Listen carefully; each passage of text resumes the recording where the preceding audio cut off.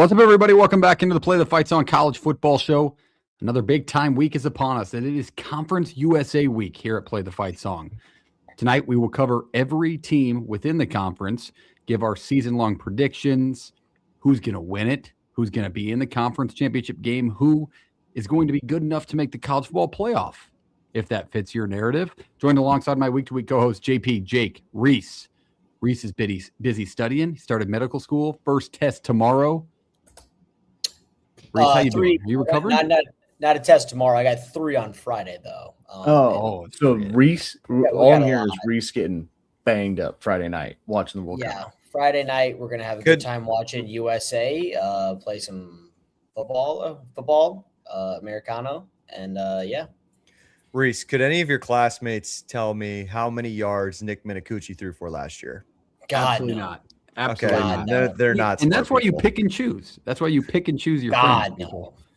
So I like that, Jake. I like that out of you. But we will cover each team individually tonight. We all three of us have 3 teams assigned to us. Reese with the lonesome one, so he can focus on making you healthier in the future. But we have a lot to cover. We're going to start it off. There's only 10 teams in this conference with a little bit of recent news in college football. So I'm just going to open the floor, gents. And if you're in the chat, make sure you hit the subscribe button, hit the like button while we're doing this. If you're a G6 fan and you're a Conference USA fan or account, hit the subscribe button. We do G6 previews all season long. We will do a G6 game of the week. We will talk about them week to week. We are not like those national shows. With that, let's go to the national show news. How much do we hate Texas Tech, JP? Where do you sit on that? A lot.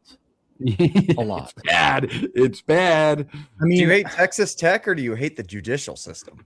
Oh, I hate NCAA. I mean, how can you? Here's where I think that there's a little confusion. The NCAA said no. They are not listening to the NCAA. Mm-hmm. I am like, it's a dark day. Like, it kind of feels like it's not. Maybe like something will come up later, and they'll just kind of push it off.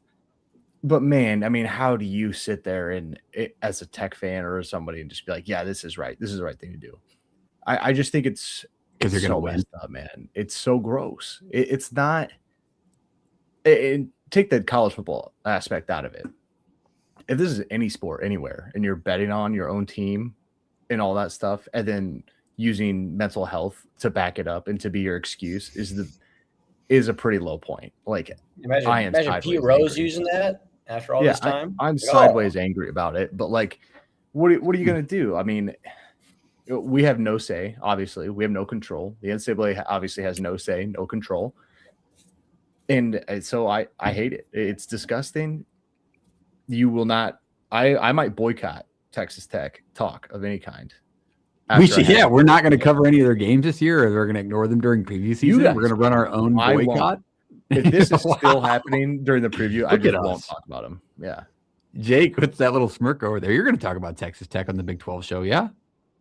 Oh yeah, I about put out a bad tweet last night after having a few beverages, but I decided to put it in the drafts. But, you know, that's why we have a show, so I can come on and say stupid shit. The cynical side in me, I mean, somebody's got to say it. Like, college football kind of needs a villain. I think it's got one. And who? Everybody has their own. No, I don't know. Diego Pavia was the college football villain last year. Yeah, like a little bit. He kind of turned into one at the end. But, like, I feel like we haven't had a college football villain really since the Saban era. And the Saban, Michigan was another one a few years ago when they were cheating, and like cheaters, was hate that happened when Saban was hated because he was so good. But it just like I think college football kind of needs a villain. They don't.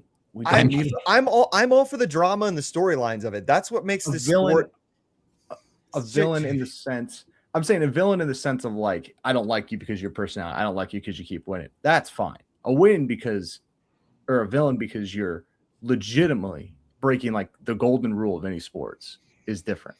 Like, I mean, we're going to play devil's advocate. Wait, Jake, can I join in your devil's advocate here?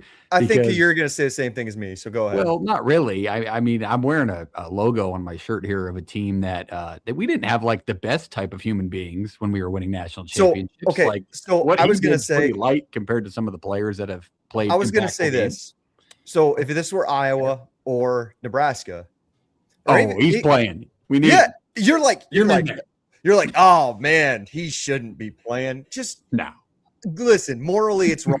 No. He shouldn't be playing. We all know that. But like, if it's your own team, it's college football. We're all crazy. You're all a bunch of hypocrites. Like, you would be celebrating the same thing if this was your team. So I get it. It is wrong, and something needs to be changed. And honestly, if you really want to look at the silver lining, this could be the start to a CBA, like a collective bargaining agreement, because things need to happen and rules need to be in place. And we'll see what like the Big 12 presidents do this week when they meet. But for right now, I'm going to kind of just eat up the storyline of the villain, and also everybody that's on their moral high ground of like, they wouldn't be doing the same thing if it weren't their team. Come on, guys. Yo, wait till he throws 2 picks. I know. And it's going to be funny, and I will laugh. It'll be great. It's a fun storyline to follow. I wish it wasn't happening, but I'm going to take it for what it is. I'm surprised he's eligible, but I'm not shocked. Like, how are we shocked about any of this, guys? Like, the courts don't rule anything anymore. It's college football. I mean, come on. Yeah, the governing body is going to be awesome.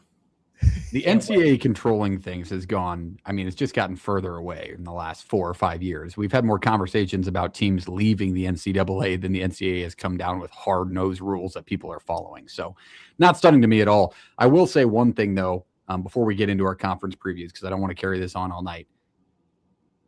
Jake, how you sold stock in Texas Tech 3 weeks ago on our show. Did you buy it back? No. Honestly, guys, this could bite Texas Tech in the ass. Like, the pressure on them to win now is at an all-time high. Like, you went from they have their money and their funds on it. Correct. They didn't have nothing to lose because the roster's still really good, and Will Hammond would have been a good option.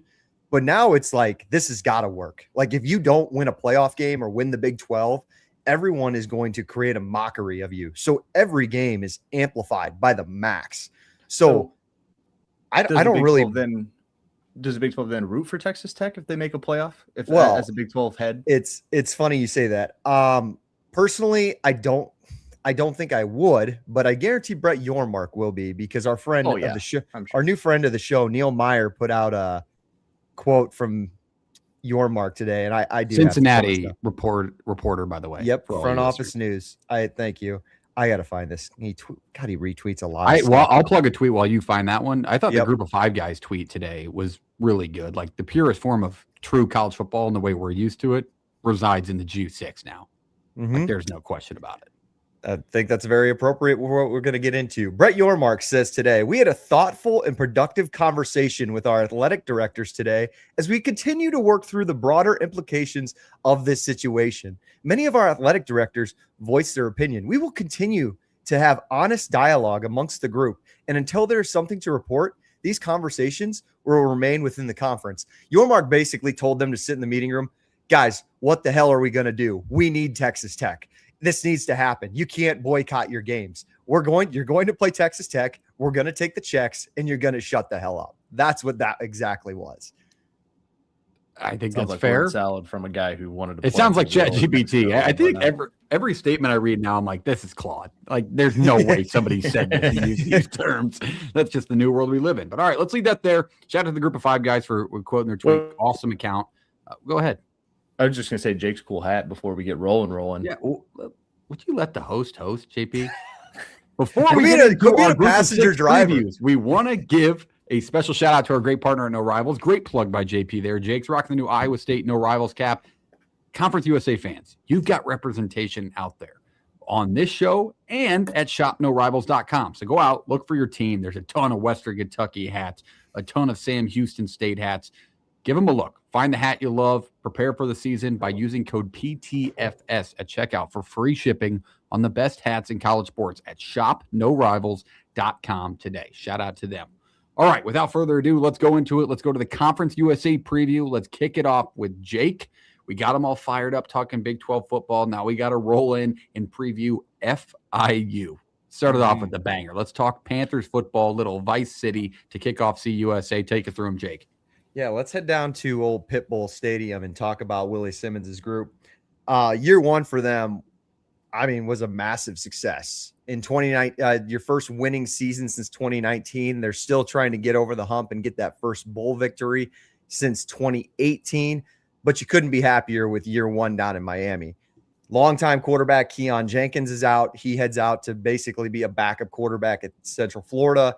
And it's kind of appropriate. I'm wearing my Cyclone cap because this is a little bit FIU Cyclones, because the quarterback in charge this year is going to be former blue chipper, one of the best recruits in Iowa State history, in J.J. Cole, who really came onto his own at the end at App State last season and really played some solid football. I think he's actually going to fit this offense better than Jenkins did last year. They want to be more of a well-balanced group. I think when they had Jenkins, it was more so trying to run the football. And I think Cole brings a little bit of that element of obviously increasing your passing game, but also running the football. And it's super ironic. Another Cyclone, little trivia question for Cyclone fans. Another former blue chipper, 4-star receiver, Greg Gaines, transfers in from Rhode Island. Him and Cole were at Iowa State together in 2023. Gaines kind of got into some trouble at Iowa State, heads to Rhode Island, finds his footing there, had over 1,000 yards receiving last year. Their leading receiver last year at FIU was a transfer. I expect Gaines to do the same this year. I think he's going to be really good in this offense. But also, we got to talk about the running game, because how do you replace a guy like Keyshawn Owens, who was your all-time leading rusher, was one of the best running backs in this conference, one of the best running backs in the G6? It's going to come down to really a couple of guys. It's going to come down to Anthony Carey, a former Georgia Tech transfer, and Devontae Lyons. It's going to be maybe even another third option. But if I feel like it's going to try to be anything from last season, they're going to want to find one bell cow and stick to it. If I had to bet my money on it, I think Carey's that option. He had over 300 yards last year. I think he's ready to step into a bigger role. Now, the defense is another story. This defense at times last year, and when they got beat bad. A lot of blowouts. You remember the UTSA bowl game, the UConn game. It got ugly. They gave up 34 points or more in 5 games last year. The defensive coordinator, Jovan DeWitt, his 3-4 style defense is going to need to create more pressure. When I look at that, you're going to have to look at a guy like Kenton Simons, who I think is going to have to step up in that role. Started last year. He could be an all-conference guy. They really want to create a lot more pressure with the defensive line this year and let the linebackers take care of the rest. The defensive line has a weird mix of transfers. There's some Florida State guys in there, a couple of South Alabama guys who played over 300 snaps.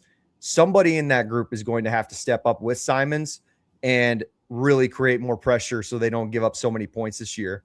I think the good news is you look at the back end of the defense and you look at a guy like Shamir Sterling. He's back. I think he's going to be an all-conference guy. And the defense actually does have a lot of experience from returning starters. And again, I mentioned some of those transfers from other places have played a lot of football games. Now you look at the schedule, no Power 4 games, and you have, two huge recruiting benchmark games between USF in week 1. You got to head to Tampa, and then they have the Shula Bowl in FAU a couple weeks later. They don't leave the state of Florida during the month of September. Could be good, could be bad. It gets pretty humid in Florida, but I'm sure this group is used to it. And they also miss Western Kentucky in conference play. I think this group will surprise a lot of people because they might just luck out and play a lot of really bad offenses this year in this league. I think there's some good quarterbacks in this league, but they kind of miss a lot of those groups. Look at the home schedule. I'll pull it up here in a second. I had noted down they should be favored in every single home game. And wait till I pull it up here because I got you. Do you want it? I got it pulled up here. I'll list it off. Buffalo, Long Island, New Mexico State, Middle Tennessee, Missouri State, Sam Houston. Like Pitbull Stadium, you should go undefeated. Like I don't think there is a question with that home schedule. And if you can pick off a couple of road teams, surprise them a little bit. You're going to be tested at the end of November at Delaware, at Kennesaw. But if you win all your home games, you're going to be in the mix. And I think this offense will continue to make strides. It's just what's the defense going to look like? Yeah, I think that's a fair place to put him for this season. I remember last year I was watching. I remember this intently. I was sitting in just an absolute dive bar, crap hole of a bar, watching FIU football, bet against him. I was like, this defense can't stop anybody. And then they couldn't stop scoring. So there was weapons there and there was explosive moments for this team a season ago. But what a home schedule this team grabbed. Win total at 6.5, Jake. with the amount of games you just listed, they should be favorites. I mean, you think 7 is that a good number for this team? Yeah, easy. It's an easy over for me. There's juice on that too. I think it's plus 120 is the over is what we had listed. Unless, like, I'm going to cover Middle Tennessee later. Maybe Buffalo is better than we expect. We just kind of talked about them last week. I don't think they're going to be very good. Like, unless one of these teams just kind of comes out of nowhere, I think it's an easy over. Yeah, I think that's a fair play. I think I'm trying to rack my brain here if I want to go over, because they have those explosive moments, but they also always have those games where they just look abysmal at football. With the talent they have, they should never have that, but they've consistently had those moments over the last few seasons. I think 7 is a good number in my mind. So I'll pair up with you and say over. JP, any thoughts on FIU as well as your pick for over under 6.5? Yeah, 6.5. Is it 6.5 or 7.5? 6.5. I have 6.5. Okay. I'd probably go over 6.5, but it's not super confident. I think you guys touched on it well. Like, they'll score and they'll be exciting to watch because they'll be one of those G6 teams. It like North Texas-esque, maybe not as high flying, but you're not going to stop a soul. And maybe they do get better and that improves, but it needs vast improvement, I think, to battle at the top of the conference. Reese. I'm going to lean the under. The Buffalo game at home is nice because I covered Buffalo last week, and you don't know what that offense is going to be like right away. Should have mentioned the home schedule. I mean, the road games, they get all of the top teams in the conference all on the road. It's like that's the scary part, unless Kennesaw has like a sharp decline. But I mean, you're at Jacksonville State, you're at Liberty, you're at Delaware, you're at Kennesaw State. Like, those, I'm pretty sure those are all the top teams to finish ahead of them. I think that's tough. And I mean, South Florida opening up the year, Brian Hartline first year. We'll see what's going to be like down there. But yeah, it's an interesting game. But I lean the unders because that road schedule, like, you got to be perfect at home, which is maybe doable, but on the road, it's going to be tough to get some wins, I think. I think a fair narrative I'll throw on them now is, like, we said they're going to be favored in those home games, Jake. They've got to get them too. Like, they're going to be favorites, but they have to get them to get to that 7 mark, in my opinion. I don't think like it is. I guess a fair question. Like, is FIU to the point now where we expect them to win every game they're favored in? Very fair. We'll leave that there. That's FIU in 2026. Reminder, let's take a break before we go to the next team. Hit the like button on the video. Hit the subscribe button to the channel. Let's hit 2,000 subs before the kickoff of next season, and the group of 6 fans will get that for us. All right, my turn. Kennesaw State. Let's talk the reigning Conference USA champs of the postseason. I know our Jax State fans and followers get a little upset with us if we say they were the full champs as Jax State won the regular season, but last year 10-4 under first-year head coach Jerry Mack. And honestly, I don't think people give Jerry Mack enough credit for what he's done through his coaching career. 41-19 as a head coach, pretty damn good record for coaches floating around within the group of 6 conference. Offense last year carried this team, 402 yards a game. The star of the show is gone, however. Amari Odom, he left. They also lose their leading wide receiver, Barnyard, on the outside. You've got to replace those guys. Who's going to do it? Now a Syracuse transfer in Ricky Collins. He was a 4-star guy back in high school. I looked through his whole journey. Committed to LSU out of high school. Didn't get his playing time. Went to Syracuse. You've seen the success they've had at the quarterback position. Now he's looking to finally get some experience and show what he can do at the collegiate level, and he's going to do that at Kennesaw State. Can he be as explosive as Amari Odom was for this team? Because running the football and throwing the football, he really carried this offensive unit as a whole last year. It wasn't a running back or singular receiver that did it all. He could spread the ball around. The backfield, though, as we're mentioning, Tristan Morgan and Latrell Morrell will head the new running back room. They're both lower-level guys coming from the lower level, so it isn't a Division II guy and an FCS guy coming up. They are both viable options. They have some experience at their respective levels, but they're going to need a little bit of a 1-2 punch, if you will, with the look that they gave us last year with all their success. I think one thing Odom did extremely well was he had his moments of being careless with the football, but he got a little bit better throughout the year. We didn't see those careless mistakes when it came down to it against Jax State in the Conference USA title. And those mistakes were made by Jax State within that game. So if we can get a little bit of productiveness out of Ricky Collins, he's a bigger body. Collins is 6'2", 220. So I don't know if we're going to get as explosive as runs, like the big, long runs that Odom would give us, but he's got to be able to use his legs somewhat within this offense. The offense only returns 2 starters overall. Out of the guys I just named bringing in, both tackles are the ones that return. They also add a Middle Tennessee State transfer, Mateo Guevara, at center. He had a great spring, so they say. So they think the offensive line is going to be right and ready to go again here in 2026. On the defense, only 3 starters return on this group. The biggest returners to watch here, in my opinion, Marcus Patterson and the speed of the edge, Donovan Westmoreland, who Westmoreland was the highest rated recruit in Kennesaw State history. Hell of a year last year, 37 tackles, 4 sacks for him in 2025. Both of these guys are important, being the returners, the 2 of the 3 returners on this group.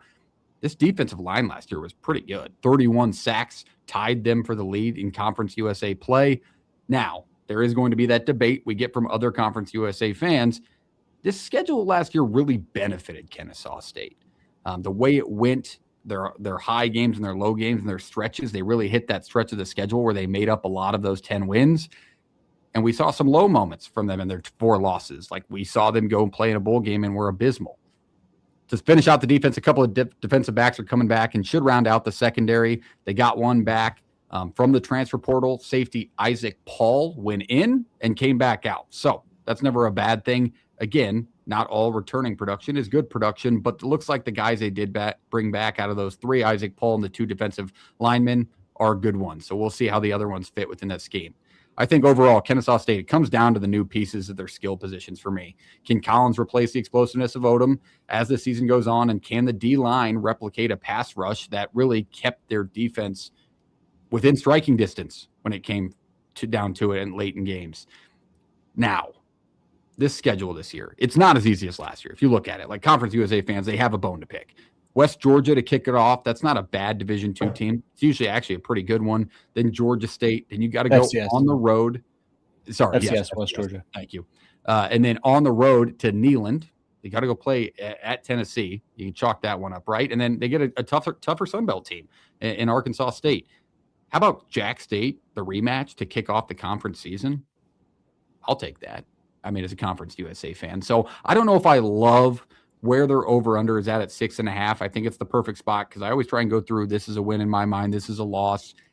I think that, I mean, they rode the perfect line because it was between 6 or 7 for me. Yes, you can do it for all you fans at home. Ending the year with Western Kentucky. Outside of that, their road games are pretty doable, in my opinion. Missouri State, Middle Tennessee, Sam Houston, you should get those. And if you get a couple more at home, I think 7 might be the number, in my opinion, here. Thoughts on Kennesaw State, the reigning Conference USA champs, Jake? I'm a little gun shy talking about this team this year because I think they proved a lot of people wrong last year, just on how bad we really thought they were going to be. And Jerry Mack did a hell of a coaching job, and I'm afraid Jerry Mack's going to prove me wrong again. But, dude, Ricky Collins was, I mean, Reese knows firsthand, he was horrible last year. 53% completion percentage, 6 touchdowns, 10 interceptions, 15 sacks. You'd be like, well, he got a bad draw at Syracuse. Steve Angeli was just fine in his first 3 games playing there for Syracuse, and it took a massive decline once Collins stepped in. I think Odom clearly was a better option. They traded for him. Odom goes off to Syracuse, and then they get Collins. So, like, they get the downgrade of it. So I'm really nervous of what this is going to be like because I think the skill positions aren't great either. There's a lot of new there. The defense is just going to have to pick up where they left off and be really good. But you mentioned it, Parks. God, they got just a hell of a draw with last year's schedule. Like, I just don't. So bad, dude. Like, and then the one time they played a good team was Jax State, and they lost in the regular season, and then they just went a tiebreaker to get into the title game. So I'm under on this team, and if it could be 6 wins, and I think that would be a good year too for Kennesaw being so fresh within the FBS, but it's an underplay for me. JP? I think it has a potential to be one of the better offensive lines in the conference, and we'll talk about the rest of the teams and kind of what the situation is and how they've handled it throughout the country. But if your offensive line's solid and Ricky Collins can move, now is he a given runner? Not necessarily, but he can do it. And if either one of these guys that are bumping up in level can be a solid running back for him, I think you're looking at a team that maybe, on the low end is upper middle tier offensively. And like you guys said, like maybe you see some regression defensively just based on how good the front was last year, but it doesn't mean it's going to be a bad Conference USA defense. So I think that it feels like I could still see him winning the conference. So like a high ceiling, low floor type team, especially for this conference. So Jake sees it a little bit different. I think they're still going to be worth, paying attention to. And that Arkansas State team is very different based on, who's coming back. But Georgia State, like, I don't know. I think we find out a lot there. There's athleticism, right? They're always athletic, and sometimes they just play Georgia State football and look awful. Is that a rivalry game? Do they consider that a rivalry? I don't know. That's a good question. We should Kennesaw Twitter. Can you please tell us if that's considered a rivalry, or is it just like you're in our state kind of is what it is deal? It could be. They got enough teams down there. I will say my last thing that I wanted to mention for this unit this year is Jerry Mack. I want to give him his flowers, gents. Like, did anybody have a clue he was 41-19 in his head coaching career? Like, the guy's won where he's been, and like he shocked us last year. So it almost feels like a similar situation of last week where it's Ohio. You can never count him out. Is that going to be this team now under Jerry Mack? Could be. Reese, thoughts? Yeah, I'm really in the under. I apologize, all you Kennesaw fans, but I watched this guy beat the quarterback of my team last year. And noted opinion. That's fair. If you want to say he didn't have weapons, Jonte Cook and Darryl Gill transferred to Ole Miss, and yeah, he had guys. And why couldn't they run the football? Because he couldn't throw the football.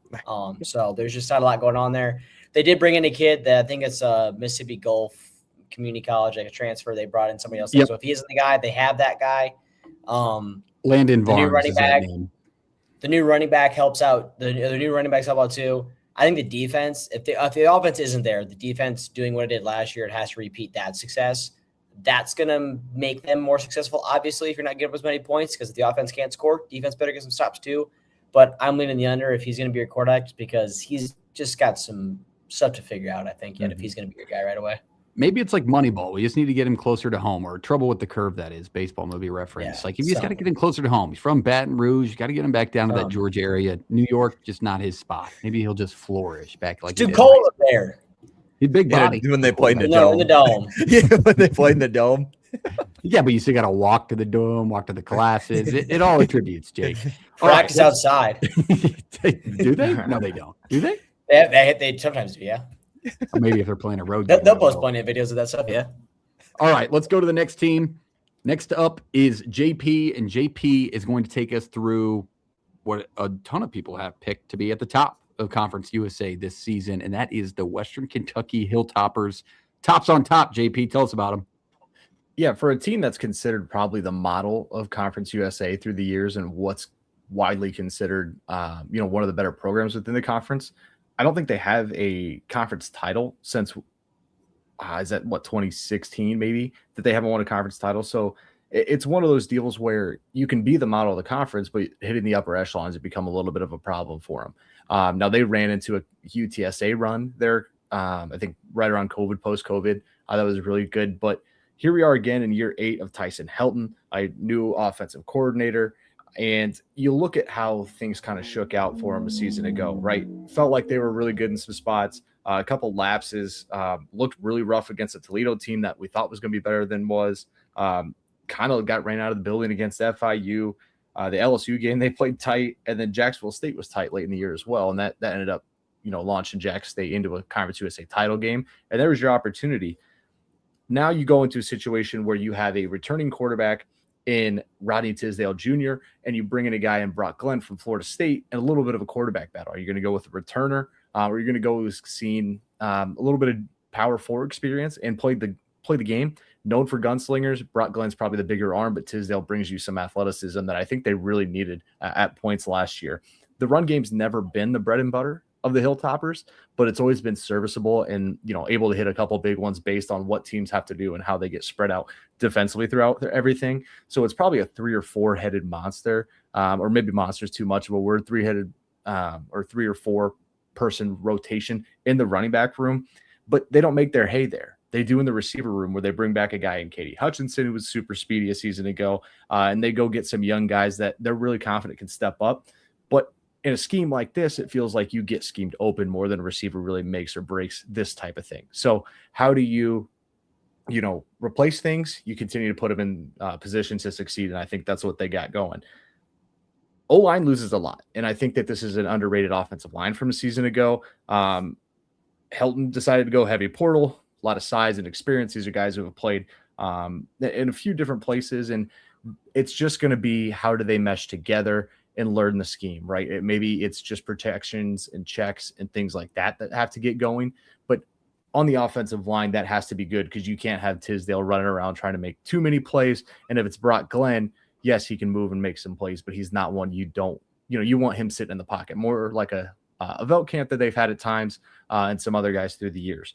Defensively, right, like I think quietly when you look at this team, the front seven wasn't great a season ago, and I think that's pretty clear. And it may be that situation again. The heart of the unit is kind of in the secondary. You got a guy in Jalen Lewis and Dave Herod, who are two guys who I think are going to be towards the top of the conference this year. And numbers against the pass were much better.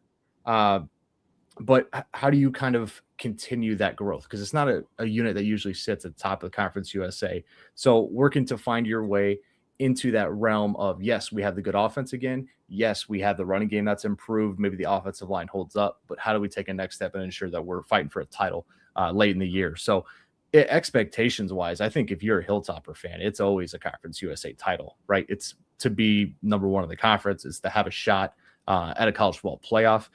And if you're young and experienced guys rise up, that's possible. If you lapse, I feel like with this team on the front side or on the defensive side, it's going to be a longer year. So looking at the schedule completely, 3 straight road games at one point in time. They go at Georgia, at Indiana. At the front of that is at Nevada, which we're learning about Jeff Choate a little bit and what they're going to be at Nevada.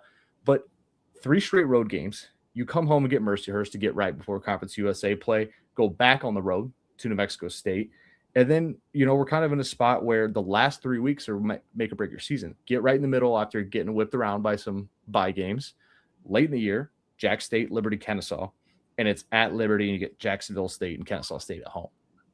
I mean, if you look at what Western needs to do, it's laid out in front of them every year.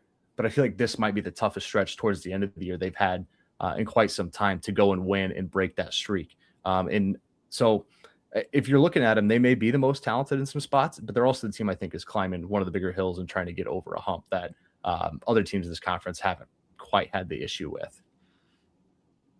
You mentioned the FIU game from a season ago, JP. That's the curveball we talked about all last week with the MAC that random teams would throw at you. Like somebody would lose to an Akron. That is that game because this team had no business doing that. Like they were on a stretch of really good play, and then they put up 6 points against an FIU team that was giving up 60 to others. So they had their lulls, and they have to avoid those if they're going to finish where they were picked in 2026, in my opinion. Jake, any thoughts on the Hilltoppers? When you look at, WKU, like the floor is the highest in Conference USA year after year, I think. I at worst, this team is winning 7 football games. I think JP highlighted really well where Tisdale is a guy that they really haven't had at that position in quite some time. Yeah. But if you get into a situation where you're asking him to do too much, then I think it could become detrimental because he did have a little bit of a turnover issue last year. He's super young, but JP also highlighted it. Like defensive line and offensive line is going through so much change right now. It's going to be interesting. If they found the right guys in the portal, this is easily a conference title team. If they didn't, it's going to be a rough stretch because those last 4 or 5 games, plus a little Middle Tennessee rivalry game on the road squeezed in between there, that's brutal. That's really brutal. But this team does always usually have the talent to get it done. I feel like that could be just an as a whole group of 6 preview from 2024 to 2026 was that headliner sentence you said, Jake. If the portal pieces fit, they could win the whole damn thing. If they don't, it could go south pretty quick. And that's the G6 as a whole over the last 4 or 5 years. Reese, thoughts on the Toppers? Yeah, if there's a logo in this conference I'm going to trust year in, year out, it's Big Red. Big Red the Blob? This guy, like JB mentioned, it's the offensive line and defensive line. That's what makes you iffy. Like, and quarterback question marks. Like, that's just going into a season. What do you not want to feel not confident about? Your the trenches and your quarterback probably. So, but I still think you mentioned if you get the right guys, they have the highest floor of anybody. I still think they're going to be there to contend. I'll take their over. Taking the over. 7.5 is that number. Juice on the under in this spot, gents. -160 on the under. JP, you mentioned the stretch at Georgia, at Indiana.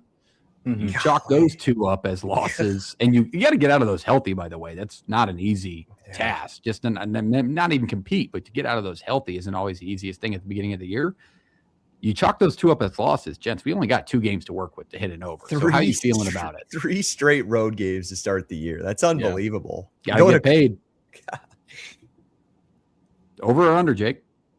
I'm under. Sorry, I think 7-5 is the spot for me. That's schedule's brutal. So do you think they win the conference at 7-5 though? I think I'll tell you guys that at the end. I like that. All right, precursor. And then JP, you said over under. I would lean over just based on what we've seen historically. But you have to have Nevada week 1. No ifs, if buts, or maybes. Yeah, can't have any of those lulls, and you got to avoid the FIU scandal from last year where you just play like you're not even yourself. All right, that is Western Kentucky, a team picked towards the conference, top of Conference USA in 2026. Let's move it on to a team that's not really in that spot in Middle Tennessee. Jake's going to take us through the Blue Raiders for this year. Reese, you are up this round, so you will go post JP on this one. So we will hear from Reese and his one team, but let's talk Blue Raider football first. Jake, take us through them. Yeah, in Murfreesboro, I don't know how much positive momentum is being built down there after a couple of rough seasons under the first 2 years in Derek Mason. We don't BS on this podcast, and I wouldn't do that to you guys. But if you're going to find a silver lining, if you are a Blue Raider fan, I guess I would say that this team didn't quit. You know, you were 1-9, you were 1-9 to start the season, and you won your last 2 games against New Mexico State and Sam Houston, which I guess Sam Houston was a team that absolutely quit on their coach, and we'll get to them in just a minute. But they could have easily gone 1-11, I guess, if you want to be really positive about it. And one of the positive things you have is returning quarterback Roman Gagliano, who started your last 5 games, over 1,000 passing yards in those last 5 games, went 2-3 with him. Young quarterback, leading the charge. Maybe that's something you can build off of if you're Mason in this team. He's going to have to find a weapon to go to. And I think a guy like Cameron Lacey, back at receiver, over 500 yards last year, he needs to step up, man. Like, he was good in the first 9 games, and maybe that was because him and Gagliano weren't necessarily on the same page, but he had 5 catches in his last 3 games. He had 3 catches in those 2 wins for like 15 yards. So the inconsistency needs to get moved out of the way. And if they're going to score points this year, they got to figure out how to protect Gagliano and up front, because that's going to be put on the shoulders of new offensive coordinator Anthony Scelfo.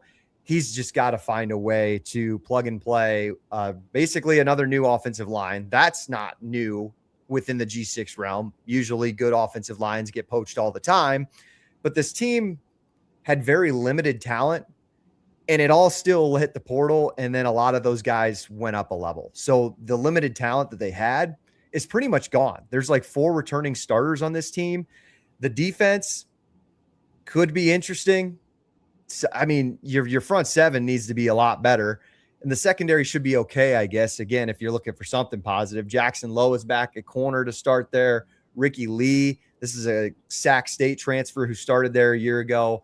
And then they have another transfer from USC, another transfer from Washington, 2 guys who didn't get playing time at those levels. So maybe a spot in Conference USA is just going to be the right fit for them. There's a lot of decent young talent on this team. If you look at the roster, there is a lot of sophomores, and there's even a couple of freshmen penciled in on those preseason magazines. And if you don't win now, you already lost a lot of talent last year. How are you going to keep these guys in an era where you're basically getting bought out by bigger teams every single year? And then let's be honest, guys, they're over under sitting at 3.5. If they don't win more than 3 games this year, I think Mason is gone. And I know like G6 programs probably shouldn't turn over coaches pretty quickly, and they should let something develop, but it doesn't feel like momentum's getting built there very much. And shout out to the G5 guys. I know we talked about them, Jeff and Sprouse, like they played at Middle Tennessee, and they basically talked about there's just not a lot of fan interest in an investment there. But maybe they're turning a new leaf because they just built a brand new $600 million facility. Go on YouTube, look at it. It's beautiful. But the question in my mind is, you're just now building a brand new facility? Are you paying attention to the modern day in college football? Why is that money not getting allocated to NIL? You're not paying $600 million towards NIL. I clearly get that. And the money comes from different places. But you know what I mean? Like the facility upgrades was 10 years ago. The roster investment is where this needs to be now. So I just feel like they're still behind the 8 ball as far as investment and interest from the fan base. And clearly Tennessee as a state bleeds orange and white. So that's really hard to compete with. But if Gagliano's really good, maybe they can sneak in 4 wins there, 5 wins, keep him around, give him his money. They just got a new offensive coordinator, build something. But at the same time, I don't expect this team to come out and win 6 games. This is not a bowl team by any stretch. Power rated at like 135th in college football. Wouldn't it be great though if we saw a $600 million roster out of Middle Tennessee, like just the most dominant team? I mean, Jeremiah Smith, Blue Raiders. Yeah, like what a scene that would be. You get some buy-in then. Watching the college football. Maybe you can do that in the new college football 27 game. Maybe you got to allocate those NIL dollars anywhere you can. That's FedEx times 5 money. JP, thoughts on the Blue Raiders headed into 26? I think Jake made good points, and this team felt like they were making strides, or at least holding a high floor to a point. Pre retirement. I can't remember the guy's name off the top of my head. This is really bad. Yeah, thank you, Rick Stockstill. Like that, there was momentum, and there was, some normalcy, and it plummeted, and it was like, okay, understandable, right? Culture shift, new guy, but it's instead of kind of building up, it's kind of just sat on a gravel, been super bumpy, right? With your peaks and valleys being 1 win plus or minus 3. Reese. Yeah, you look at their schedule last year, they had a stretch of like 3 games they lost by a score. I mean, football is funny sometimes. Maybe you can go a different way. You got to get lucky this year, I think, if you're going to have, to get those, go your way. But it's Middle Tennessee. There's a reason why, like, Schaefer's got the stats to kind of prove it, like where they're ranked, where they are. It could be a team I think a whole lot of people are going to be paying attention in the Conference USA, but maybe they can find a way to sneak something against, like, you get Delaware at home, you get Kennesaw State at home, like we talked about them. You get all the bigger teams at home. So, like, maybe somebody on the roads, like, that's their slip-up spot or something like that, but that's... You end with Sam Houston and New Mexico State again. You can get a good chunk of your over eaten up there. You get half of those wins right there to get to your over. That over is 3.5, Jake. I know you were flirting with it. Would you say over or under? Gun to your head. You got to pick one. I mean, their Power 4 game is Kansas, so it's not like the most frightening thing in the world. I mean, that should be a Kansas win. There'll be Nevada, right? Nevada back on this schedule for another Nevada at home where they beat them last year on the road. You know what? I'm going to give them something positive. I think they get 4-8. I'm going to say 4-8. I'm going to take them for 6 minutes. No, I gave some positives in there. I'm going to go 4-8. I think they get their over. All right.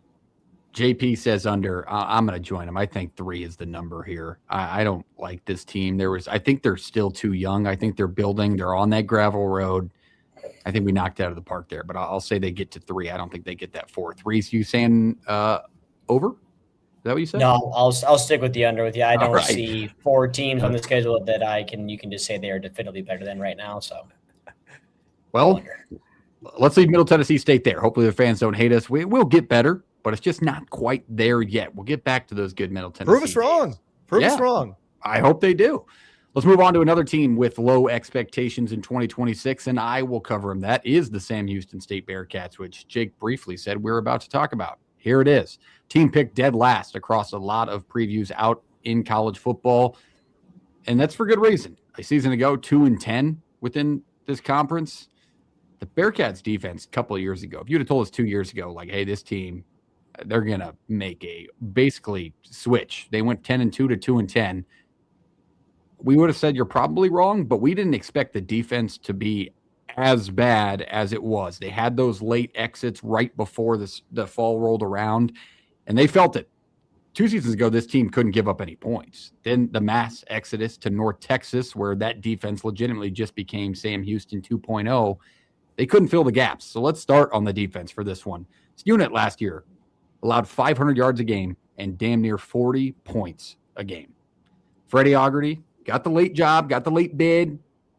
He's got a chance to get his recruits in there now. So we will hopefully see a step forward. It'd be hard to imagine this group taking a step back from what they were. If I had to highlight one name from a returning guy that they are getting back, Dylan Frazier. He provides a nice little area to build around, a little bit of leadership within the room after going through a season that's 2-10 and coming back. Posted 41 tackles a season ago and a couple of sacks. So they'll need him to step up and take a jump forward to not give up 40 points a game. A lot of the rest of this is made up of wait and see guys or Power 4 transferred with limited experience.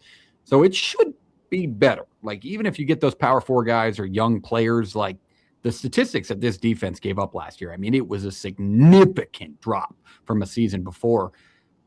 Now flipping into the offense and the situation that they had with their coaches and players in 2025, which was an absolute mess, and that's the kind way to put it. But Phil Longo and his group just could never get it together. They dealt with some injuries. They dealt with some really bad, unexpected play. There was a little bit of hype rolling around Hunter Watson returning to this offensive unit. That just did not live up to it, and then he gets banged up. In steps, I even forget the second stringers, Mateus Modix or something like that.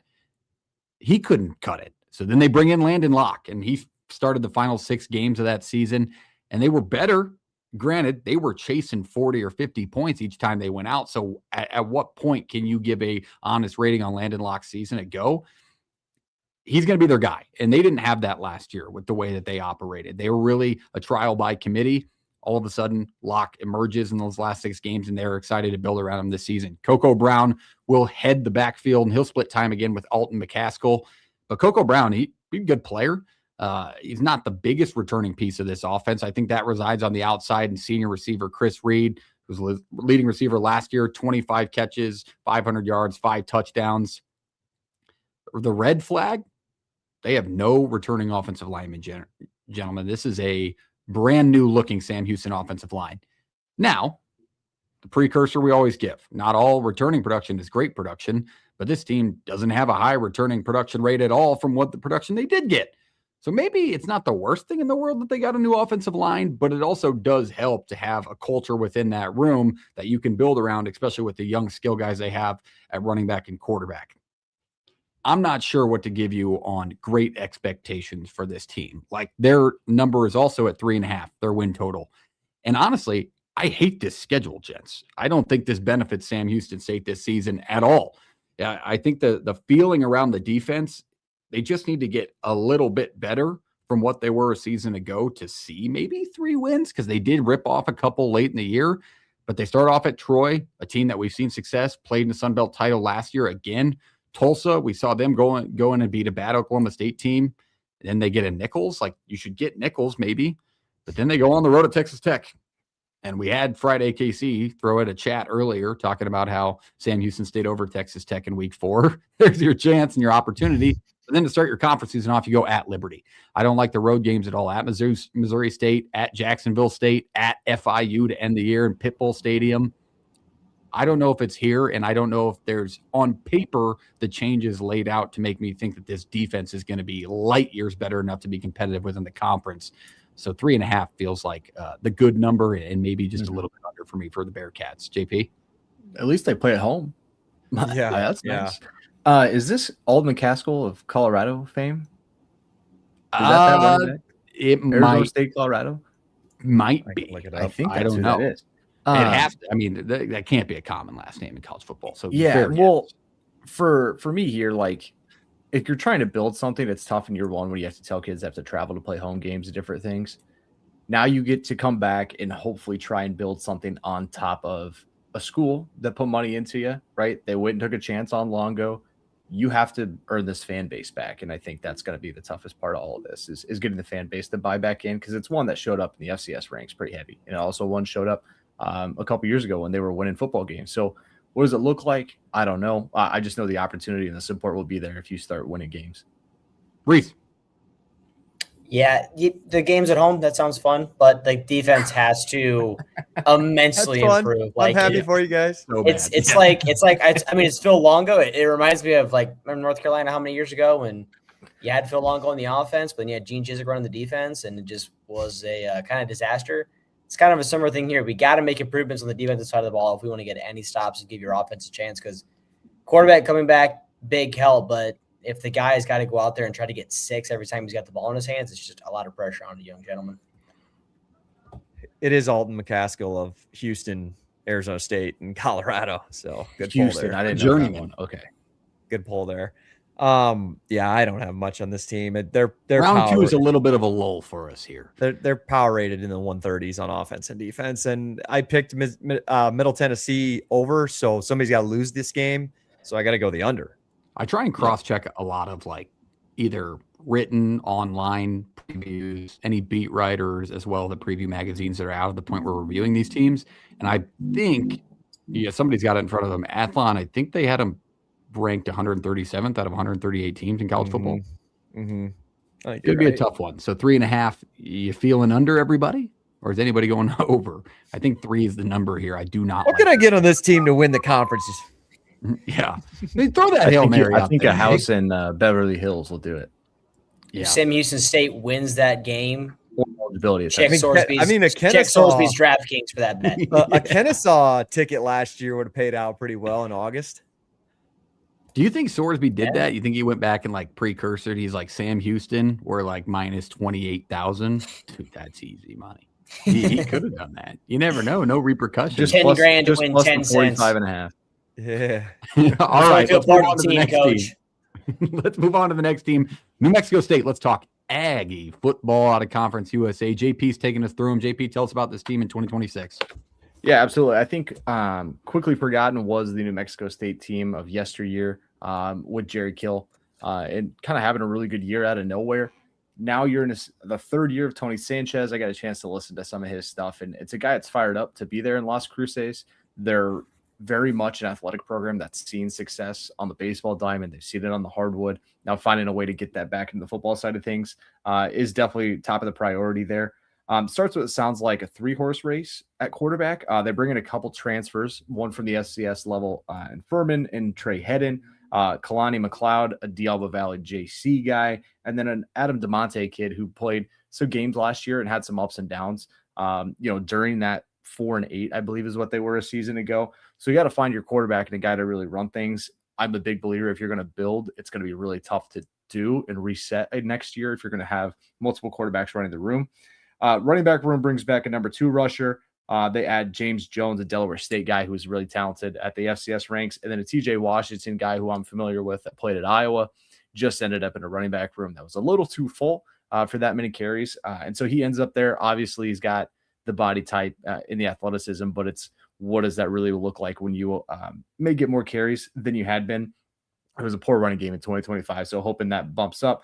Another G6 school using the FCS ranks to shore up things along the offensive line, bringing in multiple transfers, multiple guys who have seen some time and a lot of experience within that. So if it pays off, I don't know, but if you continue to take guy after guy off offensive lines of the FCS, at some point somebody's getting the middle or the bottom of the barrel anyway. So that's something to pay attention to. Playmaking is going to have to get better at receiver. In this case, if it struggles again in the run game, it's going to be hard for that pass game to really take off, especially if the quarterback room isn't figured out by week 3 and you're still flirting with a couple guys trying to get snaps figured out, trying to get a rhythm down. Those are things to pay attention to. David Yost, the OC, is happy with the 3 guys that they're rolling in and out of there, but it sounds like it's going to go into the fall. Defensively, was not a bad unit a season ago. A back 7 that has a reliable run or linebacking core and some starting safety experience. I'm going to slow down now. I'm fumbling every word I say. Very good, reliable guys in those spots. Burnock Aya had 4 INTs and 4 PDUs last year, and a couple FCS transfers that were pretty high level guys a season ago in the defensive back room as well. Rotational pieces at defensive end now have to be starters, which I think is a big jump, especially when you look at what's on the interior, the defensive tackle spot. because that's new blood too. And if that's not working, it's hard to get a pass rush rolling, right? Especially if teams within this conference, I think we've seen outside of Western, it may be Delaware, running backs and run games usually hold the phone here. And whether it's spread it out or it's more of a ground and pound scheme like Jax State has, you have to be better along the defensive line. So I'm just not sure where that's going to be. They were 14th nationally last year and getting turnovers, 24 of them in 2025. Is the turnover luck still there? Is it a little bit of scheme? Was it guys just making plays like Aya had? Maybe, but to say you're going to have 24 again, almost 2 a game is really tough to tell. If you're looking kind of expectations, I think the expectations are to have a competitive team that fights within the middle or the upper middle tier of the Conference USA ranks. Getting to a bowl game would be a big accomplishment here. But if the offense is spotty, I think it's going to be a really tough one to do. Non-con won't be easy. Get Florida State. We know New Mexico had a season last year that is probably going to be another solid year for them in Albuquerque, and then Hawaii. Now, traveling to Hawaii stinks just based on the travel. It's beautiful. It's fun. Now you got to deal with Michael Alejado and a Hawaii team that thinks they got a shot to win the Mountain West. So that's not an easy non-con. They get Western, they get Delaware, they get Jax State, they get Liberty at home. Mm-hmm. All of them, I think. That's pretty darn good. If you're trying to go bowling and you get all your toughest teams at home, they got to come to Las Cruces and play you. I think that's something to hang your hat on. But just shoring up and ensuring you can get a couple of those, it probably goes a long ways, right? I think at Sam Houston, at Mo State, at Middle are probably all winnable games. At FIU, I wonder about just with the extra travel going to the East Coast. There, never know how explosive they can be. So we'll find out. But I think this is a team that could surprise some people, and maybe I think they can look better and only have 5 wins. Maybe not surprise. Yep. Like if people will just bat their eye at it and be like, hey, 5 wins, not much, that it go bowling. They can look very competent on both sides of football and only win 5, which I think is, if you're a fan, I think you see that. But from the outside perspective, you may not. Over under win total at 4.5 this season for the Ags. I think they have to be road warriors. Like they've got to get those road games that you mentioned, JP, to win, to get to that 5-win mark. Because that home stretch, they may get them all at home, but those are damn good quality football teams that are obviously resounded as the top of this conference. They've got to be road warriors in 26. Reese? On mute, but it's all right. It's all right. Hey, it's early in preview season. Tell us, Reese. Hey, we're only human. No, I think you're talking the schedule too. Yeah, you get your FIU and Sam Houston back to back. Like that's maybe your back to back winnable games somewhere in there. But I think somewhere in there, it's hard to string wins together when you're looking at it. Middle Tennessee to end the year, but I mean Missouri State. We saw what they kind of improved the improvement they had last year, and then Delaware. Like I don't know. You mentioned they got to be tough on the road. Even their home games are a little tougher. I would say. I think the under in this spot, just not a confident over. I would say like I just don't think Middle Tennessee. There's a team that I don't know if you see teams that you're just like they're definitively better than them right now. Yeah, that's exactly what I was going to say. Reese, similar to the FIU thing, like they can get to 6 or 5 and go over this number, but you can't definitively right now be like, yeah, they're better. That's a game they should win, right? More coin flips than not. Jake, if I'm a New Mexico State fan, I am. This is weird to say, but I'm cheering hard for the team in Albuquerque and the Lobos to have success again because I want Jason Eck to get out of the state as much as possible right now because I think it puts him in a tough spot. Like I think it's a really hard place to recruit to right now. And I think Tony Sanchez actually coached really well last year, and I think he's done a pretty decent job. Like it's not easy. It's not easy to win there. JP nailed it on the head. Like they might not get to a bowl game, but this team could look better than a year ago. And if I am in 5, this is going to be a team that's you can mark it down. It's going to pick off a team that's competing for a conference title because those weird weeknight CUSA games that you got, like if I'm WKU, Jax State, Liberty, Delaware, like I don't feel comfortable going to that team in a weird spot, like where I'm favored in and I'm supposed to win. Like they're going to pick off one of those teams and knock them out of the conference title race just because of how much turnovers they create and just kind of the friskiness that this group plays with. So I respect what they're doing there, but I don't know if it translates to a bunch of wins. Last thing I'll add here is is it the Battle I-10? Is that the UTEP? Yeah, the one. Hopefully the 1 year that doesn't happen. Obviously with the conference realignment and UTEP bouncing, things change, but I think you're wishing you had them on the schedule right now. Yeah. You'd feel a lot better about that 5th win for sure from where that team's at. But no smack talking Scotty Walden now that they're out of this conference. All right, let's move on to the next team. Before we do so, I want to take a quick break. Hit the like button if you quite haven't. Hit the subscribe button. We're shooting for 2,000 subscribers before season kickoff, so make sure you do that. Shout out to our great partner at No Rivals one more time. ShopNoRivals.com, the best hats in college sports. We got 2 guys on the lower part of the screen wearing them tonight. Vanderbilt and Iowa State represented, but we do have Conference USA hats available. So ShopNoRivals.com, code PTFS for free shipping on any hat online and available. We're just making AKC wait. Like, we're just keeping them around. Yeah, we got to. Hey, that's what good shows do. Keep them on the line. 2 more teams, and then we'll talk Jax State, AKC. Don't you worry, baby. Liberty is up on deck, which actually, shout out to Friday AKC in the chat being active. He called them the villain of college football. He said Liberty is the villain of college football. Let's talk the villain of college football because it's time to talk Flames football in 26. Reese, take us through them. Yeah, if there's a reason you don't remember this team much from last year, it's because they kind of had a little fall off under the third year for Jimmy Chapel. They went 4-8 last year after a really successful first 2 seasons, 13-1 and then 8-4. You bring in 2 new transfer quarterbacks after Vasco had a little bit of shoulder surgery. So now you got Wake Forest transfer, Deshaun Purdy, and then also a West Virginia transfer in Jalen Henderson. So right now, Purdy saw a little bit of time at Wake Forest. He kind of filled in when Ashford was hurt last year, was able to win a game against Oregon State where he played pretty well, and then a game where he didn't play very well. He threw 2 interceptions, but they won against SMU. That was a slugfest at 13-12. Henderson saw a little bit of time when he was at Texas A&M in 2023. Was injured in 24. Didn't really see a lot of the field last year at West Virginia. The top catch passer from last year, Jamari Peterson, is coming back. And then one of the things that was really different about last year's team and kind of why they had their struggles, they struggled to run the ball. If you remember in 2023 when they were 13-1, they led the country in rushing. And then 2024, they were 4th nationally. And last year they dipped to under 200 yards. Still right about 190 a game, which is nothing to bat your eye at. Still pretty impressive. But that's kind of been the foundation of the Chadwell offense since they have been there. You get 5 new transfers in the running back room, guys from Florida State, Wyoming, Arizona State, Duke, Colorado State. Just go in there and find your guy. Hopefully you can get something figured out with the whichever quarterback you're going to go with this year. And then offensively on the line, you bring back 4 guys, but the issue is that you had those guys last year and you didn't have the success running the football that you wanted. So do you bring back the right guys or you just bring back the guys that you had? So that's kind of the question mark, I think, when it goes with it too. Then defensively, you have a new coordinator who comes in from Virginia Tech, and Sean Quinn, who was a outside linebackers coach for Brett Pry at Virginia Tech last year. They bring back experience in all levels, which helps.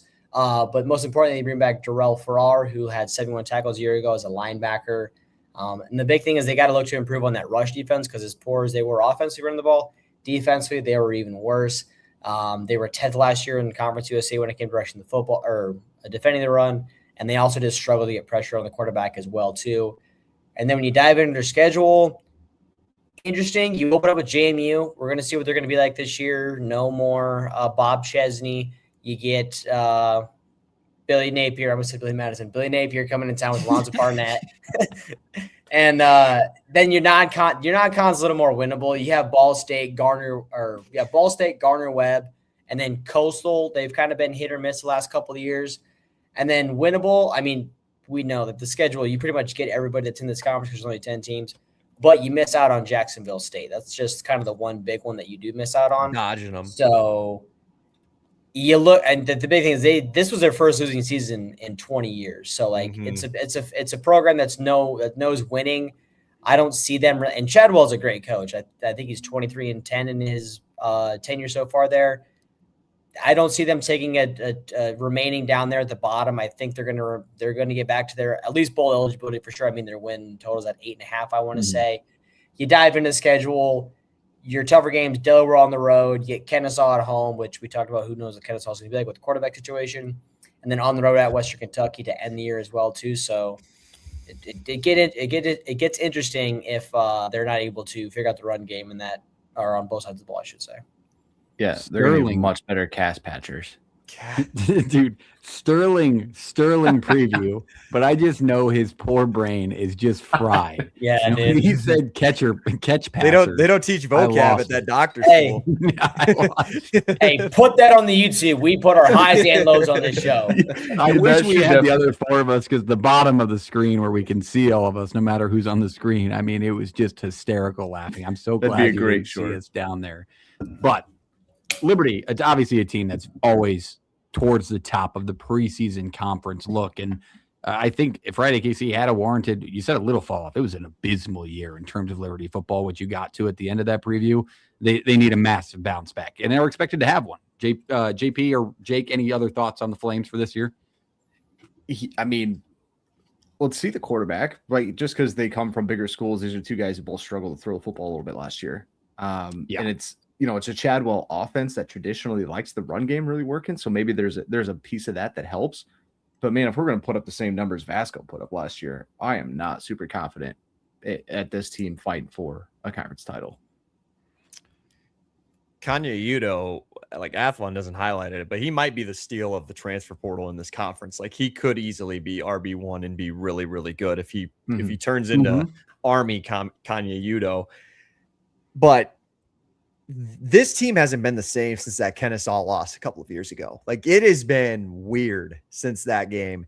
And Chadwell's calling plays again this year. That feels desperate to me.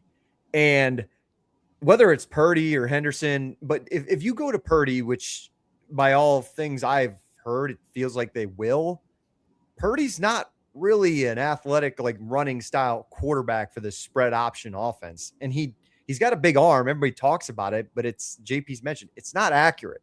So the running backs might be good. There's a huge question mark at receivers. And I don't think you have the right style of quarterback to run this offense. And now Chadwell's calling plays to try and, I think, save his job at this point. Like if they miss a bowl game, he's getting fired. And if they're not competing for a conference title in November, he's definitely on the hot seat next year. So they got to turn it around. But I will say that, I mean, their schedules, it is an absolute joke. It is an absolute joke. Did they didn't play a Power 4 team last year either. No, they got the money, which I'll give it to them. And they did. They're ducking Jax State, like AKC mentioned in the comments. They did decline to play them after Louisiana Tech kind of messed up the schedule. So I don't know. It kind of does feel like, I kind of agree with AKC. They are the villain a little bit of Conference USA and the 100%. G6. Like, you remember Caden Salter bad mouthing App State when they canceled the game because of the flood? Ever since then, I've just kind of had an ick about Liberty. I just don't really enjoy rooting for them. Classic private school kids. Yeah, they feels like they're like trying to use the riches of what they have against the rest of their conference when they were winning, and then now that they're not, it's even like what AKC said again. Their fans were boycotting them last year because of the product they were putting on the field from what they were told they were going to get. Let's leave Liberty there. Let's go on to the next team. Let's talk Blue Hens football in 2026. We put a graphic out today asking fans whether or not they thought they were going to get over that 6.5 win mark. It was a resounding yes from every fan of Delaware, and any not fan of Delaware was on the fence about it and probably said no. So high expectations for Delaware again this season. Jake, you're taking us through them. Tell us about them. Yeah, I am excited to talk about this team. And I think expectations should be high there because this team returns a lot. And there's just, quite frankly, there's not a lot of teams in this conference.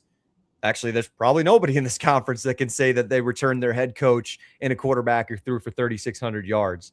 The run game at times last year was inconsistent. I think that's the thing I want to see this offense improve on. Joe Silver's back. It feels like the running back room has depth this year, but also the turnover issues on offense kind of came from fumbling the football. So there's a lot of improvement that needs to be made with the run game. And that could be with Minicucci running the football a little bit too. He has his guy back. Like Sean Wilson should be first team all conference at receiver. He had over 800 yards last year. And I expect him to get over that 1,000 yard mark. The big play rate on defense also killed them last year. Not getting off the field in scenarios is the real thing that Ryan Carty's got to look at and try to eliminate this year. The good news is big play rate, Kind of starts with the secondary a little bit. You return 5 of your 8 corners from a year ago. They even added they didn't add a ton for the portal, but I like some of the pieces they added. Jax Alexander from North Dakota State comes in. Redshirt freshman George Mullins from Michigan State. There's a couple of other pieces that I'm not going to mention that I think could be pretty good in this defense. You get linebacker Gavin Mule back, KTCA at safeties back. These are honestly 2 guys who could maybe be first team, second team, all conference as well. I feel so, what's the word? I feel so generic when I say this, because I feel like I've just hit my head on the wall when I'm talking about a lot of teams within the G6, that the line of scrimmage is going to make or break this team. And it's honestly going to be the reason they compete for a conference title or they don't. I love the offensive line. It returns their all conference center, 2 other guys who played over 900 snaps. Now the defensive line is the bigger question. I just mentioned giving up big plays. One way you can eliminate that is creating a pass rush. They went out and added a couple of pieces through the portal. I'm even looking at a Penn State transfer in Sam Siafa, who former 3-star, 4-star recruit, didn't play at Penn State. Maybe Delaware is the right spot for him. We'll just kind of have to wait and see. Cardi, he trusts his roster. He didn't have to go in the portal and replenish a bunch of guys like a Liberty did, like a Western Kentucky did. He knows what they were bad at last year, and I think they had the pieces to kind of alleviate some of those issues, and they brought back a solid core that started off year 1 in FBS on a really good note, and he's got his guy back at quarterback, and he's like, all right, let's do it. Let's go compete for a conference title. Can they just take that next step? You see it all the time between these FCS, FBS transitions. They're teams that have really good success at the FCS level are usually built to win at the FBS right away. And I think Delaware is ready to take that next step. I even saw on FanDuel, not to give a free shout out to any sports books, but they're over under. I had 6.5 down juice to the under, but they were sitting at 5.5. And man, that feels like an absolute lock. I kind of want to place that already. Their Power 4 game, I guess they got 2 on the schedule at Vanderbilt. Jared Curtis, brand new freshman quarterback, is going to be taking over there. Kind of a bottom team that's going to be expected in the SEC this year. Not saying they're going to win, but at least you don't get paired with an Alabama or a Georgia. And then we'll see what Virginia can do this year. Really good year last year. We'll see if they can do it again. And then you start off with Liberty right away at home. I think they got that October 2nd, right before you get into Conference USA play. I don't think there's any other team you want to start Conference USA with other than Liberty at home. I think that's a benchmark game. That's exactly where I'd want to see them on the schedule. You get a couple of Power 4 games that you can kind of figure some things out, get tested, get healthy, or stay healthy through it. And I do think that this team can compete for a conference title. Maybe we'll talk about that later. I don't want to highlight last year too much because there were those letdown spots that Delaware had. One thing I want to bring to light, though, is JP covered this team last year in the preseason. And I remember he talked about how they expect a lot of their own program. They really do. So I think going into 2026, this team is in no different spot. Like, we heard this response from the fans today, but it feels like 7 is that floor in their fans' mind and other programs' mind, because I remember taking them against Colorado last year. I went out and I took Delaware against the spread. I really thought they were going to cover that game. I think I wasn't. I mean, that also may have been a hatred in my Colorado thing, but like, that's the belief of this program and the Ryan Staub legacy game. It was the Ryan Staub legacy game. Thanks for bringing that up. Thanks for bringing that to light. But all right, Reese, any thoughts quickly? No, I this is the team that I mistakenly took their under in last year. Now I kind of am a believer in the Blue Hens and the winged helmets they got, and bringing back the quarterback that you did from last year. It says a lot about this team and kind of what they have going forward for them. So I like them to kind of continue on their little successful season from this year. JP, can you talk, or what the hell's going on down here? I'm like lagging a little bit, so I apologize. Can you hear me okay? Well, West Point internet, you're fine. Give us some thoughts on the Blue Hens. You always got something to say about this team. You're back on mute, but give it. Can you hear me okay? I can hear you great. Can you talk hear about us? Delaware. Talk about Delaware, JP. Reminder, everybody, subscribe to the channel so we can upgrade our StreamYard package, maybe even JP's Wi-Fi. God, this is an awesome show tonight. This is CUSA football at its finest. This is like Tuesday shit show, October night, CUSA action. Like the 77-yard fumble a few years ago in Conference USA play. This is what you're watching. This is why they come. They don't come for us to be perfect. This is why the fans stick around, people. We will go back to JP's thoughts before our season predictions. Does he have Jax State?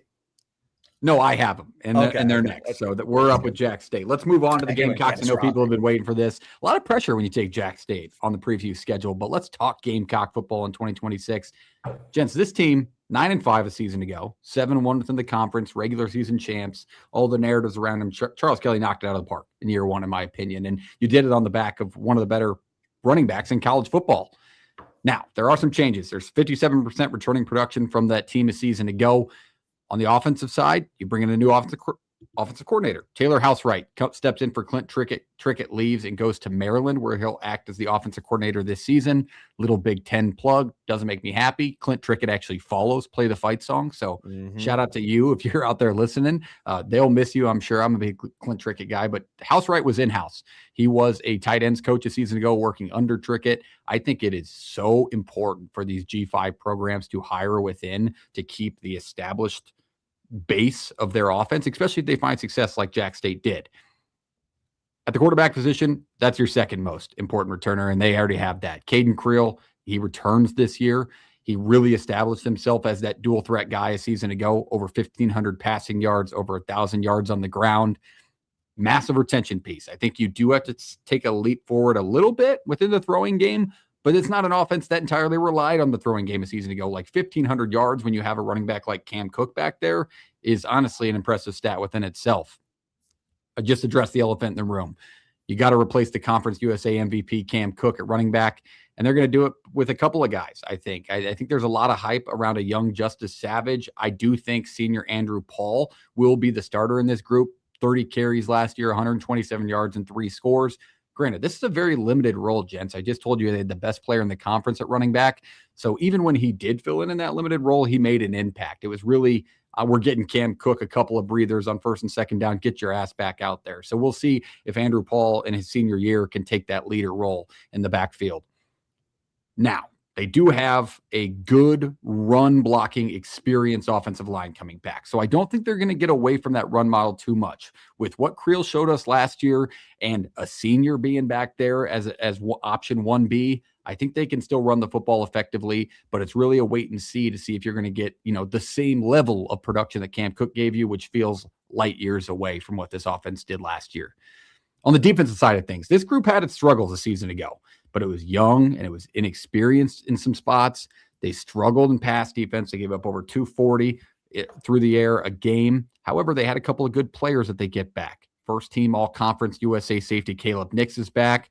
He posted 4 interceptions and 3 fumble recoveries a season ago. And then you get Traquan Fagans and Jaheim Jenkins. They had strong seasons at the cornerback position. I think the biggest returner on this defense, even outside of an all-first team safety, I think Max Sanders had one of the better freshman years in college football a season ago and didn't get his flowers. 85 tackles, 11.5 tackles for loss as a freshman linebacker.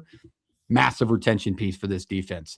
You do lose your 2 sack leaders, so you're going to need to get those guys back and a little bit of attributed production from guys like Curtis Perry. They'll need to step up on the D-line overall.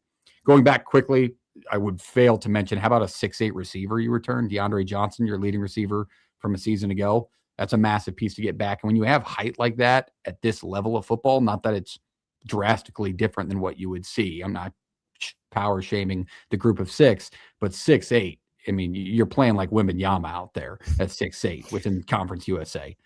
Overall, I think this team, with the returning production here, with the areas that they struggled and the replacements that they made, tremendous upside. The schedule's got some tough spots, though. Let's not beat around the bush here, Friday, KC. Like, there's 4 games on here that I'm not in love with. Like, Ohio's never easy. They're expected to have a down year, but it's never a program that you can just walk through in the MAC. North Dakota State in week 0, that could feed families. They're trying to make a statement on their first year in the FBS. And then you get Western Kentucky and Delaware on the road. Now, I mentioned 4 games that might be tough for you. over under 7.5, 6.5, whatever you got it. That's 8. That's 8 wins. So I like the over. I like the upside of this team. I think getting your quarterback back is so uberly important within the G6. So once again, unbiasedly, I seriously, if we didn't have one of the best AWLs in the country in Friday KC, I think I'd be high on this team anyway. So I like Jax State this year. Any thoughts, Jake? Yeah. How this team, you know, we read Athlon, and how this team is projected fourth behind Kennesaw, it's to be honest, is jarring to me. Yes, you lose Cam Cook, but look at all the offensive production that Kennesaw lost. And Jax State basically maintained a lot of its core defense. Obviously, you lost like Talon Carter, and I'm going to try to say this right, Emmanuel Odebaggio. Tough last names. That's why I didn't even mention it. I'm going to give my best. I'm going to give my best effort. He goes to Florida. They lost like real power 4 level defensive line play. If they can replenish that and find guys, they brought in a Wisconsin transfer at defensive end that I think is Angel Toombs is his name. Like, yes, he could be a plug and play guy right away. So maybe they don't have some of the high level guys right away that they lost a year ago, but it's also, they have a decent little transfer class, and it's a lot better situation than their counterparts in Conference USA right now. You know, no power 4 team on the schedule, but at Athens, Ohio and at Fargo isn't easy, but it's also not detrimental to success that you could have in conference play, because you lost at UCF a year ago. You lost at Georgia Southern. So it's not make or break your entire year, but I still think that the CUSA schedule is very manageable. Yeah, I mean, there's not G6 teams lining up to play in the Fargo Dome week 0. I can promise you that. So, I mean, that will be a tall test for them to withstand, and we're going to learn a little bit about them. But throughout the season, I think they will become cohesive as a unit. I mean, Charles Kelly showed us that year 1. Reese, thoughts on Jax State? Yeah, no, other than those 4 games, I love the schedule. I think you have very winnable stretches in there.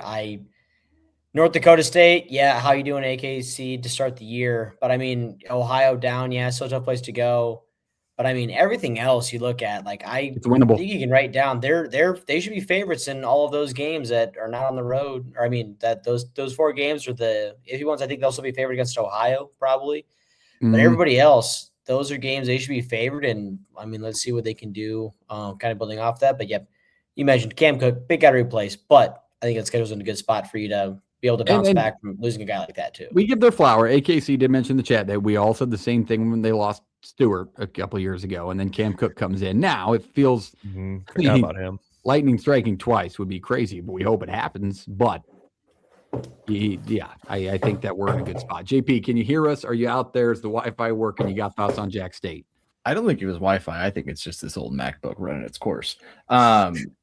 I think you know exactly what you're getting out of Jax State year in, year out. I think that's why people, hold them at a higher regard. Like with the coaching change, identity didn't change, but the Creole stuff, like, feels like you have a better receiver room than you did a season ago. How much does he improve? How much does that pass game improve? Yeah, I think he's got to take a step forward in throwing the football. Again, it's not like he was abysmal. It's hard to ask. It was an embarrassment of riches with the way they could run the football. It's hard to ask somebody to throw the ball really well when he's rushing for 1,000 yards too. Like it's kind of like Brock Lowry at Western Michigan. It's like, that's his identity. That's what works. Like if it ain't broke, don't fix it.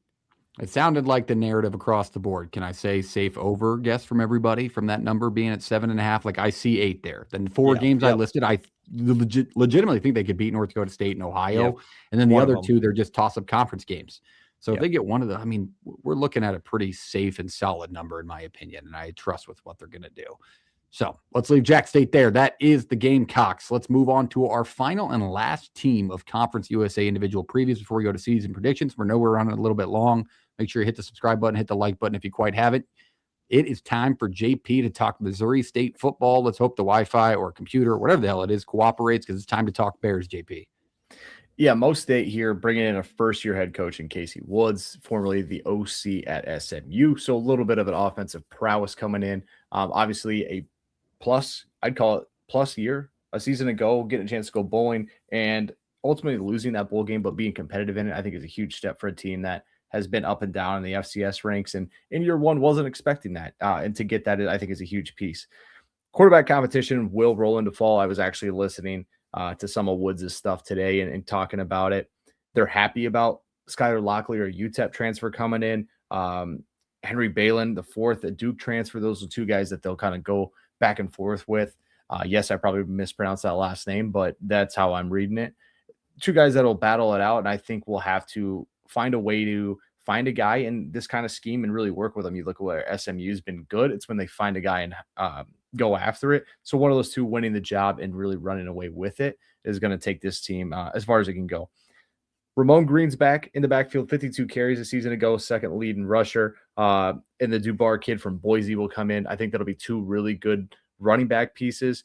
They got to replace a 100-yard back. You don't have to necessarily make up 100 yards with one guy, but you can split it between two. One of them that saw a decent amount of time a season ago. Receiving core, bringing two back with over 20 receptions. And how about one guy in Jamari A. Robinson with 44 receptions a season ago? I think he was a leading receiver on the team. So there's talent in the receiver room. There's guys that have been there. I know it's a new OC. I know it's a new head coach, but I think you have a really good identity on what these guys can be that way. Young in a large offensive line, but it's going to be a worry in kind of what that looks like. Doesn't look like they decided to go into the portal as much. They obviously bring guys with them. They obviously bring in some guys just being a first-year head coach. But for me, if the offensive line is not great and you got two quarterbacks trying to break into a system and get something humming to get the ball to playmakers, that's where the worry is. And we've talked about what the G6 has done on the offensive line and going and getting transfers to do so. It doesn't seem like that's going to be the plan here as much. So it's going to be an offensive line with a little less experience, but hopefully that kind of pans out here in the years to come. Defensively, you got all starts at linebacker with Jared Lloyd, 77 tackles a season ago, and taking some chances with transfers throughout the defensive line and defensive backs, right? You got a guy in Josh LaCusa, who's a starter at Miami of Ohio. Dylan Brooks was at Kansas. He's been hurt a little bit, but obviously is a power four body and a power four talent. Maybe that one will pay off. And Xavier, I think it's Mitchell. This is a Tabor transfer. NAI Tabor, who was really, really good as a freshman. They bring him in and they say, so what? We know where they are. We kind of sit in a spot where Woods was talking about they have a recruiting advantage, right? They're in Missouri with Missouri. But outside of that, like Kansas and Kansas State aren't a worry for you. There's not a team sitting in Kansas at this level, right? You can go into Arkansas, you can go into Texas, you can go into wherever and pick up this talent. And you no longer have to compete with a North Dakota State, a UNI, an Illinois State, a Southern Illinois, and all these teams around you at the FCS ranks. They can kind of flaunt that. They're playing at the FBS level. So they're taking a flyer on some guys who have shown talent and or upside, and they're going to need them to play and be impact fast. Top 4 last year in Conference USA defensively in yards per game. Now, it's not a great number. It's just shy of 400 yards given up a game. But if they can be around that, or like the offense clicks and you're battling again, maybe that's all it needs, right? Maybe you just need a defensive backfield that's pretty darn experienced and 2 linebackers that are pretty solid as well. If we can just shore up the defensive line and slow things down, I think this team's got a chance to really be solid. And in the growing years, you got a coach that wants to be there. You got a coach that believes in the area. So I think that's something to highlight. Talking about kind of their expectation for me is the offense is going to be solid. It's what the defense looks like overall. And then can the defensive line be disruptive and help these running linebackers and DBs play free? Can these linebackers roam free and make plays? Because that's what they do. You see a lot of teams with linebackers who have a ton of tackles, probably because they have to. It's the last line of defense, right? If your safety's leading your team in tackles or anything like that, it's troublesome. But there's a good core here in the defensive back room as well as the linebacker room. So keeping them clean and letting them do their thing is going to be huge. At Western, at Jax State, at Delaware. Don't love that. Don't love having 3 of the top contenders on the road. And I think that's the first 3 conference games for them is Western, Kennesaw, Delaware. Yep. Yikes. Right. After welcome for SMU.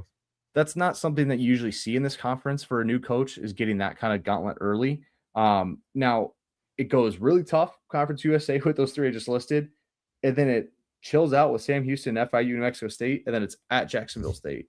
Liberty. How about at A&M at SMU? Yeah, I mean, that's happening. But I get the I'm saying, like that's not an easy conference slate. Like Reese likes to talk about, like, where is your streak you can kind of get hot, win 2 or 3 games. I mean, it's a clear 2-game stretch here that they have to get their wins, or 3-game stretch. If they don't, like, you're kind of thinking, is it 4-8 or is it 6-6, 7-5? So I mean, it's tough. It's tough. I don't like the way the schedule hangs out, but it's a Mo State team that has a fan base. They have people that are invested in it, and a guy happy to be there. And I think that's all you can ask for at this level.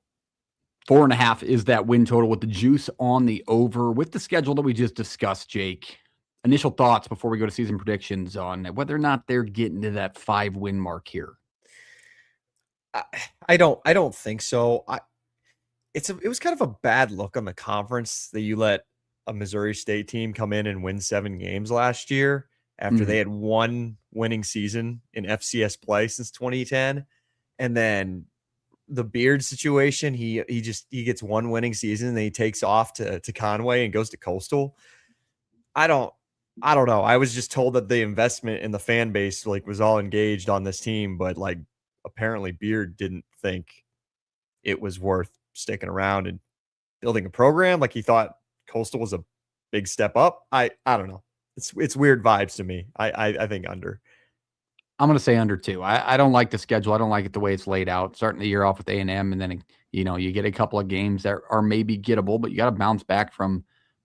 We can put it lightly here, but it'll probably be an ass whooping. That A&M team's no joke, and it's not expected to be a joke again. And then you get an SMU team that, on our show, we've talked about being a dark horse contender yet again this year within college football. So you got 2 really tough Power 4 games to lead into that, triple play to start your conference schedule. I think that start could kill this season. I don't see him getting to that 5th win. So I think 4 and 8 is where I see this Mo State team this year. Reese? Yeah, this team last year opened up on the road at USC, I want to say, and didn't have a fun go. But, I mean, somehow found a way to pull it together at the end. You look at the schedule, I think you see 3 teams where they can for sure win. But then, finding 2 other ones where you kind of got to go coin flip and you got to get a lot to go your way. And all the rebuilding you have to do with guys kind of leaving, you lean under. I wouldn't be a confident over. I think I lean under just the way the schedule lays out because – you got to get through College Station healthy and SMU healthy, and then you go one of the tougher challenges in the conference with Western Kentucky as well right away. So it's a tough kind of string, I think, for a first-year coach.